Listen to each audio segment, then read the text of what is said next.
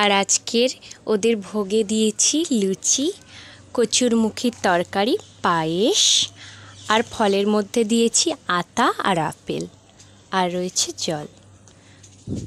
আজকে এই বিশেষ দিনে আমার গিরিধারী আর গোপু সোনাকে আমি এই রকমভাবে শৃঙ্গার দিয়েছি। তবে আমার খুব ইচ্ছে ছিল আজকে দিনে ওদেরকে রাধার সাজে সাজানো, কিন্তু তার সম্ভব হয়নি। আর এই যে ওপরের সিংহাসনে ভগবানদেরও কিছু কিছু করে প্রসাদ দিয়েছি।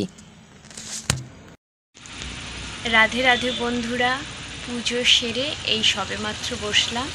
আজ হলো রাধাষ্টমী, সবাইকে জানাই রাধাষ্টমী অনেক অনেক শুভেচ্ছা।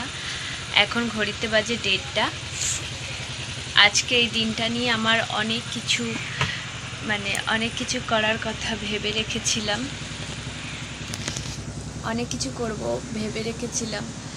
জন্মাষ্টমীর দিনটা আমি খুব সুন্দরভাবে পালন করতে পেরেছিলাম, যা যা মনের ইচ্ছে ছিল সব মোটামুটি করেছিলাম।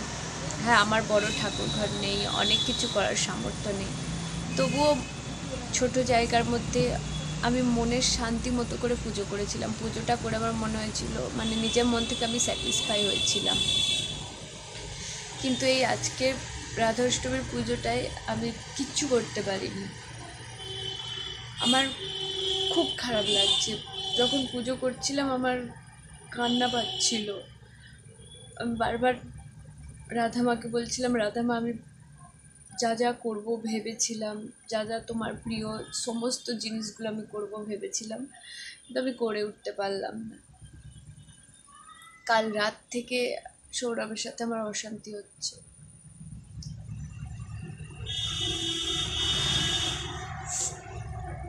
সেই জন্য ওকে আর কিছু কিনে আনার কথা বলিনি, যেটুকু পেরেছি নিজে সেইটুকুই জোগাড় করেছি।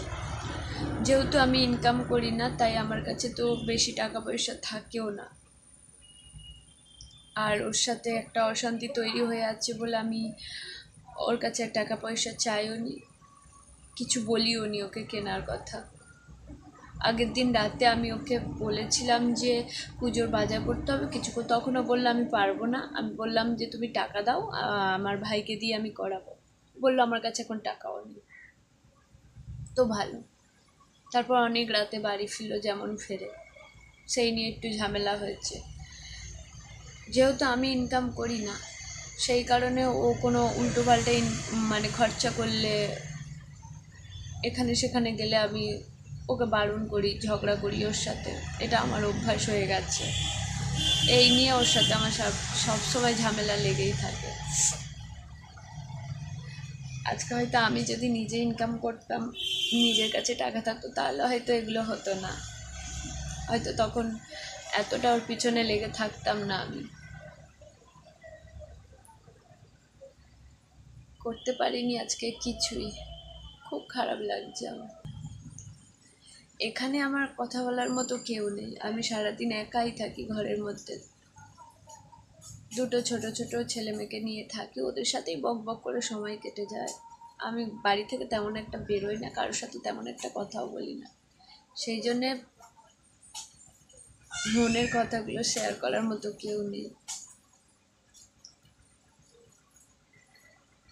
রাতে যখন সৌরভ ঘরে ফেরে, ও ফোন নিয়ে ওর মতো ব্যস্ত হয়ে যায়, ওর সাথে কথা বলার সুযোগও পায় না। সেই জন্য আমি একটু বেশি খিটখিটে হয়ে যাই, রেগে যাই। এগুলো হয়তো আমার করা ঠিক নয়, ভুল। যাই হোক, এইভাবেই কাটলো আজকের দিনটা। হয়তো পরে রাধা অষ্টমীতে যদি বেঁচে থাকি, তাহলে হয়তো আবার সুন্দর করে রাধা মায়ের পুজো করতে পারবো। তো তোমরা কেমনভাবে পুজো করলে, আজকের দিনটা তোমাদের কেমন কাটলো অবশ্যই জানিও। আজকের মতো ভিডিওটা এখানেই শেষ করলাম। তোমাদের সাথে গল্প আমার এখনো অনেক বাকি আছে। রাধে রাধে।